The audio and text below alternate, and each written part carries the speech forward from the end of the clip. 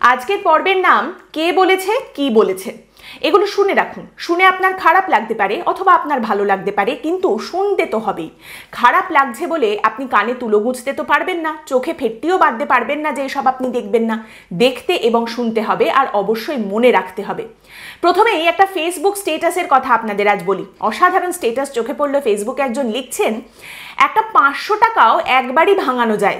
বিশ্বের বিরলতম বাবা মা যারা মৃত মেয়েকে ভাঙিয়ে চলেছেন 5 মাস ধরে প্রত্যেক দিন। সত্যিই তো বলুন তো, 5 মাস ধরে মৃত মেয়েকে নিয়ে এত কথা চারিদিকে, এত কথা, এত কিছু কেন বলছো বাপু তোমরা? কি চাই তোমাদের? এত কিসের লোভ? এই সমস্ত কথা বলে বলে সেলিব্রিটিরা ফেমাস হয়ে গেল। যেসব ডাক্তারেরা প্রতিবাদ আন্দোলনে রাস্তায় নেমেছিলেন তারা সব সরকারের রোষানলে পড়ে গেল। এই বাবা মা যাদের 5 মাস ধরে মুখ দেখা যায় না, কিন্তু বিভিন্ন সংবাদ মাধ্যমে তাদের আওয়াজ এখনো শোনা যাচ্ছে, এখনো তারা মেয়েকে নিয়ে, এই ঘটনা নিয়ে কিছু না কিছু বলেই চলেছেন। এত কথা বাপু কোথা থেকে আসে? এত কিসের কথা? মেয়ে মরেছে বলে? সত্যি বলুন তো, এত কেন শোক পালন করবে? এত কথা কেন বলবে?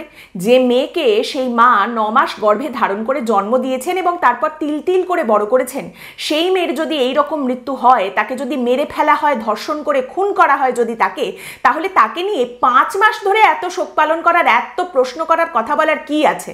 আচ্ছা, তাহলে আপনারা একটু বলুন তো, যে এই মেয়েকে নিয়ে ঠিক কতক্ষণ শোক পালন করলে বা কথা বললে মনে হতো যে হ্যাঁ ঠিক আছে, সময়টা এইটুকু বলেছে, এইটুকুই ভালো? 9 মিনিট, 9 দিন, 9 সেকেন্ড, কোনটা? এই দেখুন, এইটা হচ্ছে একটা 500 টাকা। এই 500 টাকাটার দাম কত বলুন তো? লক্ষ্মীর ভাণ্ডারে যে ভাতা পাওয়া যায় তার থেকেও এই 500 টাকার দাম কম। আপনি যদি ভাবেন যে মাতৃবন্দনার সময় দুর্গাপুজোর জন্য এই 500 টাকা দেবেন, পাড়ার যে পুজো সেখানে, তাহলে চাঁদা তোলে যে সমস্ত মস্তানরা, তাদের কাছে মনে হবে চাঁদা হিসেবে এটা তো অত্যন্ত কম, তারা রীতিমতো ঝামেলা বাঁধিয়ে দেবে। তাহলে এই 500 টাকার দাম এতটাই কম। কিন্তু একটি মেয়ের নিথর দেহ, যাকে ধর্ষণ করে খুন করা হয়েছে, সেই মেয়েটির নিথর দেহ এবং তার বাবা মার শোক, তার বাবা মার কথা বলা, তার দাম এই 500 টাকার থেকেও কম। কারণ মেয়ে তো রোজই মরছে কোথাও না কোথাও, ধর্ষণ খুন তো রোজই হচ্ছে, কিন্তু ফোকটে 500 টাকা কে কোথায় দেয় বলুন তো? আস্তে আস্তে একটা বিষয় খুব পরিষ্কার হয়ে সামনে উঠে আসছে। আস্তে আস্তে একটা ন্যারেটিভ তৈরি করা হচ্ছে। কিছু সংবাদ শিল্পী এবং নেতারা খুব সুন্দর করে, সুচারু করে এই অল্টারনেটিভ ন্যারেটিভটা চোখের সামনে তুলে ধরছেন এবং বারবার বলে চলেছেন, আর কত? এত তো বলা হয়েছে, আর কত? এবার থেমে যাওয়া উচিত, আর এর থেকে বেশি বলা উচিত নয়। ওনারা কিন্তু অনেকদিন বলেছেন, আমরা অনেকদিন শুনেছি, আর কত সহ্য করব? আর কিন্তু সহ্য করা যাবে না। ওই যেমন ঘেউ কুকুর ঘেউ ঘেউ করলে লাথি মেরে দিয়ে এরপর কিন্তু ওদেরকেও আমরা সরিয়ে দেব, আর ওদের কথা শুনবো না, অবহেলা করব। এসব কিন্তু ঠিক নয়। আর কত সহ্য করব? এবং এই ন্যারেটিভটা পরিষ্কার করে সামনে তুলে ধরা হচ্ছে যে ওরা অনেক কথা বলে ফেলেছেন। কারণ কি বলুন তো, আস্তে আস্তে যে যেখানে ব্যাকফুটে চলে গিয়েছিলেন, যেখান থেকে যা সরে গিয়েছিল, সব কিছুকে আস্তে আস্তে আবার নিজের জায়গায় ফেরানো হচ্ছে, স্থিতিশীল জায়গায় ফেরানো হচ্ছে, মহিমায় সবাই ফিরে আসছেন। এই যেমন দেখুন মদন মিত্র, মনে আছে নিশ্চয়ই আপনাদের, জেল খেটেছেন। তার বিরুদ্ধে চিটফান্ডের অভিযোগ ছিল যে তিনি প্রতারণা করেছেন, গরিব মানুষকে ঠকিয়েছেন, গরিব মানুষের টাকা পয়সা চুরি করেছেন, সেই অভিযোগ ছিল। সেই অভিযোগে জেল খেটে এসেছেন। সেই গরিব মানুষের টাকা চুরি করেছেন বা তাদের সঙ্গে প্রতারণা করেছেন যে গরিব মানুষরা তার দিদিকে গরিবের মাসিহা বানিয়েছেন, যে গরিব মানুষদের ভোটের উপরে ভর করে তার দিদি ক্ষমতায় রয়েছেন এবং তিনি নিজেও ক্ষমতায় রয়েছেন, সেই গরিব মানুষের টাকা চুরি করেছেন, এই অভিযোগ তার বিরুদ্ধে ছিল। তো সেই মদন মিত্র কি বলছেন? আরজি করে সেই তরুণী চিকিৎসকের বাবা মার উদ্দেশ্যে তিনি বলছেন, আপনারা কি করতে চাইছেন? কি চান আপনারা? টাকায় যদি চান তাহলে বলুন যে আপনারা টাকা চান। আপনারা বলে দিন যে সিপিএম আর বিজেপি আমাদের যা শেখাচ্ছে আমরা সেটাই বলছি, এবং বলুন যে এর জন্য আপনারা টাকা চান। তারপরে মদন মিত্র বলছেন যে আরে আপনারা তো টাকা চাইছেন সেটা বলতে পারেন, শুনেছি তো ডাক্তারদের জন্য নাকি 3-4 কোটি টাকা উঠেছিল, আর টাকা দিয়ে তো সব ঢাকা যায়। টাকা আপনারা চান তাতে কোনো অসুবিধা নেই, টাকা দিয়ে সব ঢেকে দেওয়া যায়। আমরা তো শ্রাদ্ধে পড়েছি, কিছু না দিতে পারি, টাকা দিয়ে বলে দিতে হয় ওং নমো ব্রাহ্মণায় অহং দদানি, ব্যাস, তারপরেই সব হয়ে গেল, মিটে গেল। টাকা দিয়ে দিল, টাকা দিয়ে সব ঢাকা দেওয়া যায়। এইটা কিন্তু একখানা দারুণ কথা বলেছেন, একদম অনেস্ট কথা বলেছেন মদন মিত্র, টাকা দিয়ে সব ঢাকা দেওয়া যায়। এত সাহস যে তিনি বলে দিচ্ছেন এই সত্যি কথাটা। সত্যি এটা কজন পারে বলুন তো? কে বলেছে আমাদের রাজ্যে মানুষের সাহস নেই? কে বলেছে আমাদের রাজ্যে আগেকার মতো সাহসী লোকজনকে দেখতে পাওয়া যায় না, নেতাজি সুভাষচন্দ্র বসু বা একজন মাতঙ্গিনী হাজরাকে দেখতে পাওয়া যায় না? এই দেখুন কত সাহস। এই যে মদন মিত্র, সেই মদন মিত্র যার চরিত্র নিয়ে একাধিকবার প্রশ্ন উঠে এসেছে, একাধিকবার তার চরিত্রে যে দাগ সেগুলো সকলের সামনে উঠে এসেছে, এসেছে, তিনি কিন্তু পরিষ্কার বলে দিচ্ছেন টাকা দিয়ে সব ঢাকা যায়, সত্যি কথাটা বলে দিয়েছেন। এই মদন মিত্র মহাশয় তিনিও নিশ্চয়ই একদিন পৃথিবী থেকে চলে যাবেন, আশা করি প্রার্থনা করি তিনি দীর্ঘজীবী হন, কিন্তু একদিন না একদিন সবাইকে যেরকম পৃথিবী ছাড়তে হয় তিনিও হয়তো একদিন পৃথিবী ছেড়ে চলে যাবেন, এবং তখন আমি না অবশ্যই করে কিছুটা টাকা সরিয়ে রাখবো, অন্তত 10 টাকা হলেও সরিয়ে রাখবো, আর তারপরে কি যেন বলতে হবে, ওই তো ওং নমো ব্রাহ্মণায় অহং দদানি বলে দেবো, ব্যাস টাকা দিয়ে সব ঢাকা পড়ে যাবে। বিষয়টা এইখানে উত্তরও একটা এসেছে, জানেন তো আপনারা, নির্যাতিতা সেই চিকিৎসকের বাবা মা এই টাকার পাল্টা একটা উত্তর দিয়েছেন, এবং তারা বলছেন যে ওনারা যত টাকা দিয়ে আমাদের কিনতে চাইছেন তার থেকে বেশি টাকা আমরা ওদের দেব, ওরা আমাদের মেয়েটাকে ফিরিয়ে দিতে পারবেন তো। আসলে এই সব ডিল কিন্তু শাসক দলের পছন্দ নয়, এই সব ডিল নিতে শাসক দল নারাজ। এরপর কে আছেন, একজন সাংসদ, তিনিও বলেছেন অনেক কথা বলবেনই, তিনি অত্যন্ত বয়োজ্যেষ্ঠ একজন সাংসদ, 77-এরও বেশি বয়স, অত্যন্ত শিক্ষিত একজন মানুষ।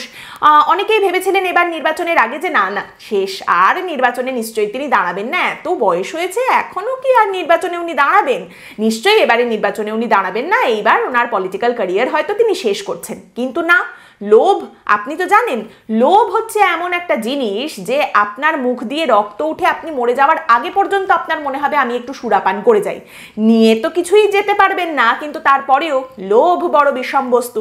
আপনারা জানেন যে এই সাংসদ অনেক কিছুই করেছেন নির্বাচনের জন্য, ভোটের জন্য, অনেক জায়গায় তিনি গিয়েছেন, নেচেছেন, হেঁটেছেন, ড্রেন পরিষ্কার করেছেন, সেই নিয়ে কটাক্ষ শুনেছেন, তাতে ওনার কিচ্ছু যায় আসেনি, একেবারে মোটা চামড়া নিয়ে উনি লেগে পড়ে থেকেছেন, কারুর কথায় কান দেননি। এই হচ্ছে ব্যবসা, বুঝেছেন, এই হলো ব্যবসা।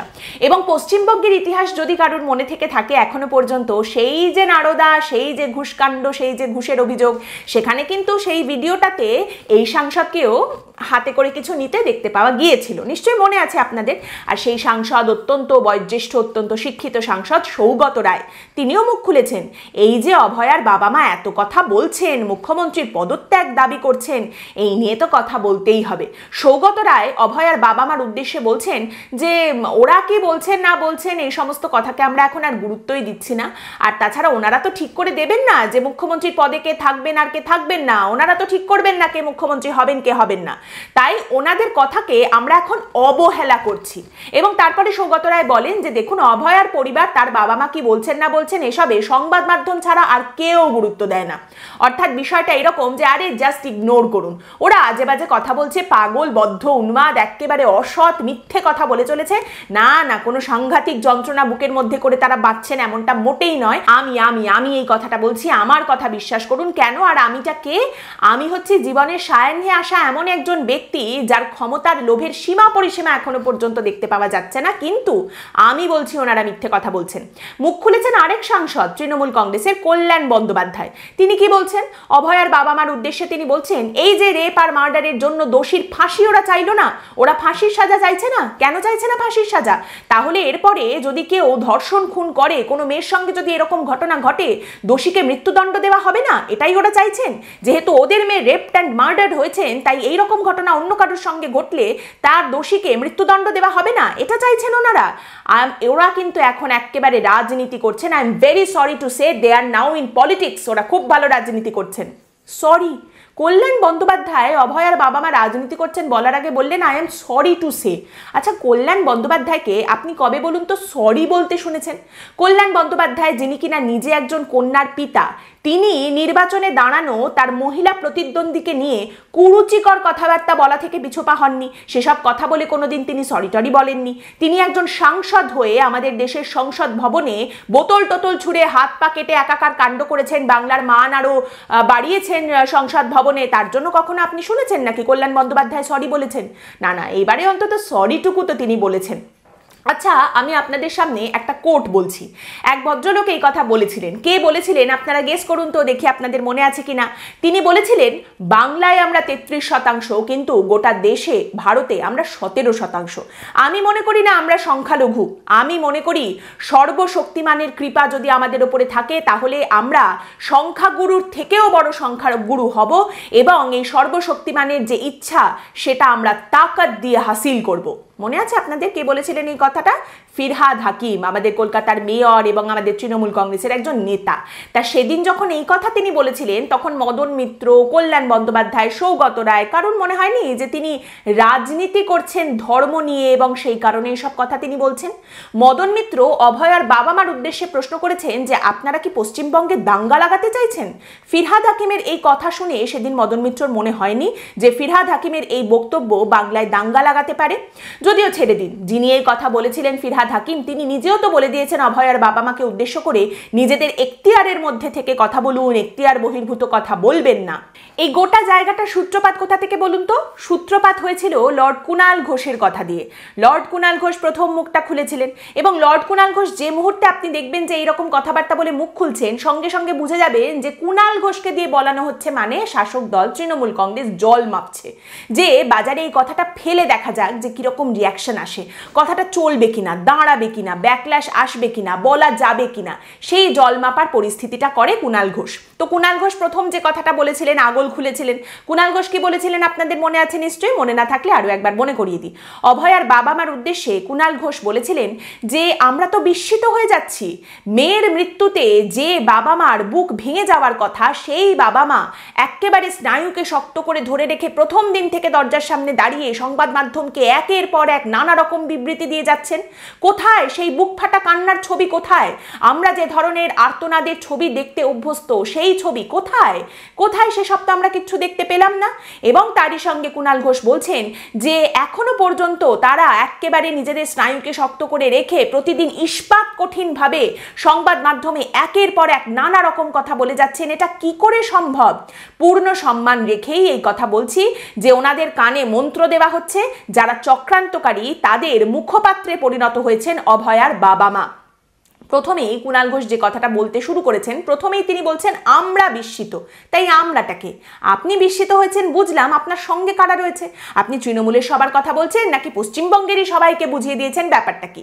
বেশ ঠিক আছে, কুণাল ঘোষ যখন আমরা কথাটা বলছেন তখন ধরে নিন যে কুণাল ঘোষ বলতে চাইছেন আসলে এইরকম অসংলগ্ন কথা বলার মতো আমি একাই লোক আছি তা নয়, আরও এরকম অনেকে রয়েছেন যারা অসংলগ্ন কথাবার্তা বলেন, তাদের সবাইকে দলের মধ্যে ধরে নিয়েই আমি বলছি আমরা। এবং তারপর তিনি কি বলছেন না সেই কান্নার ছবি কোথায়? যে বুক ফাটা আর্তনাদের ছবি আমরা দেখি সেটার বদলে দেখতে পাচ্ছি ইস্পাত কঠিনভাবে এই বাবা মা সংবাদ মাধ্যমে গিয়ে প্রথম দিন থেকে নানা রকম কথা বলে চলেছেন। এটা কি করে সম্ভব? আমরা অনেক সময় এই যে ছবিটা দেখাই, এটা দেখে অনেকে প্রশ্ন করেন যে এই ছবিটা কুণাল ঘোষের আমরা বারবার কেন দেখাই এবং আমরা কুণাল ঘোষকে লর্ড কুণাল ঘোষ কেন বলি? দেখুন, আসলে কুণাল ঘোষকে লর্ড বলাটা ওনাকে সম্মান দেওয়া, একটা স্বীকৃতি দেওয়া। তার কারণটা হচ্ছে কুণাল ঘোষ আমাদের পশ্চিমবঙ্গে সেই একজন মানুষ, আপনি দেখবেন বলা হয় না যে নিউক্লিয়ার অ্যাটাক হয়ে গেলেও আরশোলারা বেঁচে থাকে, সেই রকমই কুণাল ঘোষের ওপরে যে পরিমাণ অ্যাটাক নেমে এসেছে শাসক দলের, তারপরে এই একমাত্র মানুষ যিনি ঘুরে শুধু দাঁড়িয়েছেন তাই নয়, একেবারে শাসক দলের মধ্যে ঢুকে এখন শাসক দলের মুখপাত্র, সেই শাসক দলকে তিনি এখন ডিফেন্ড করেন। একটা সময় তিনি যখন ওই পুলিশের গাড়িতে উঠতেন, পুলিশের লোকজন চারপাশ থেকে ওই পুলিশ ভ্যানটাকে চাপড়াতে শুরু করতো, একেবারে জোরে জোরে দুমদাম করে চাপড়াতো এবং কুণাল ঘোষ চিৎকার করে তার কথা বলার চেষ্টা করতেন। সেই কথাবার্তা খুব একটা কারোর কান পর্যন্ত গিয়ে পৌঁছাতো না। শাসক দলের আক্রমণ এক সময় এমনই নেমে এসেছিল কুণাল ঘোষের ওপরে যে তিনি আত্মহননের পথে এগিয়েছিলেন। আশা করি এখন উনি সুস্থ রয়েছেন, দীর্ঘজীবী হন উনি, অনেক দিন বেঁচে থাকুন সুস্থ সবলভাবে, রাজনীতিতে পশ্চিমবঙ্গে এরকমই মণিমাণিক্য উনি ছড়াতে থাকুন। তো সেই কুণাল ঘোষ এখন এইভাবে ঘুরে দাঁড়িয়েছেন। তা আপনি যখন ওই পরিস্থিতি থেকে এইভাবে ঘুরে দাঁড়াতে পারেন, এইভাবে একদম জীবনের জয়গান গাইতে পারেন, ট্রায়াম্ফ অফ লাইফ যদি সেটা হতে পারে, এবং আপনি আজ সেই শাসক দলের অংশ হয়ে সেই শাসক দলকে যদি ডিফেন্ড করতে পারেন, তাহলে তো মশাই পৃথিবীতে সবই সম্ভব। তাহলে একজন বাবা মা তাদের জীবনের সমস্ত কিছু হারানোর পরেও শক্ত হয়ে লড়াইটা করে যাচ্ছেন, প্রশ্ন করে যাচ্ছেন, শেষ দেখে ছাড়বো বলছেন, এটা বিশ্বাস করতে এত অসুবিধা হচ্ছে কেন? এই মুহূর্তে শাসক দল কিন্তু একদম অফেন্সে আছে, তারা আক্রমণাত্মক, আগ্রাসী এবং ভবিষ্যতে আরও আগ্রাসী হবে। দাঁত নখ বের করার সময় তাদের চলে এসেছে। এর কারণটা কিন্তু শুধুমাত্র এইটা নয় যে অভয়ার বাবা মা মুখ্যমন্ত্রীর পদত্যাগের কথা বলেছেন।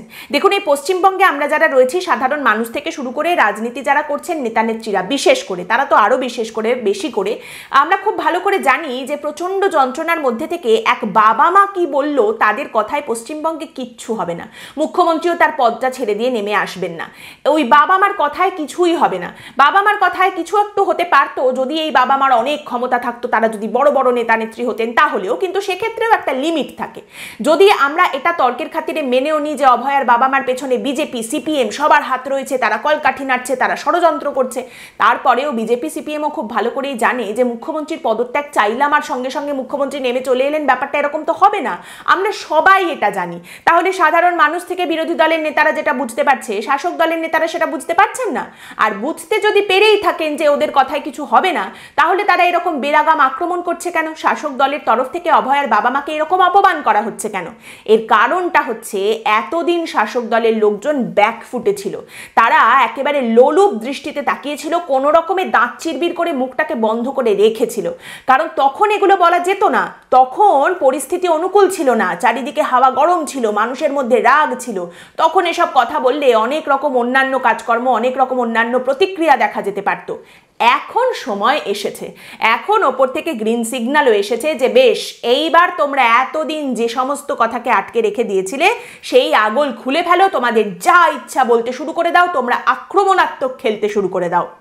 অভয়ার বাবা মা অনেক কথা বলে ফেলেছেন, অনেক বেশি তারা বলেছেন, এবার তাদের থেমে যাওয়া দরকার। এটাই এখন ন্যারেটিভ। এবং এখন সংবাদ প্রতিদিন এটাই যে কলকাতার টিভি নিউজে এখন দ্য ট্রুথ হিসেবে এটাকেই বারবার তুলে ধরা হবে। আমরা তো সেই দিন দেখার অপেক্ষাতেও বসে রয়েছি যেদিন বলা হবে আরে কোনো ধর্ষণ খুনের ঘটনা ঘটেইনি, ধর্ষণ বা খুন ওই মেয়েটির সঙ্গে হয়ইনি। তারপর বলা হবে আরে কোনো মেয়েই ছিল না, কোনো মেয়ে নেই, এরকম কোনো মেয়ের কোনো অস্তিত্বই ছিল না।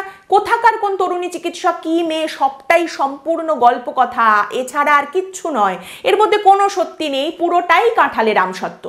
এই দিনটা দেখার জন্যেও আমরা অপেক্ষা করে বসে রয়েছি যে এই থিওরি, এই কথাও কারুর না কারুর মুখ দিয়ে নিশ্চয়ই বেরোবে। আর যেদিন সেই কথা বেরোবে সেদিনও আমি থাকবো।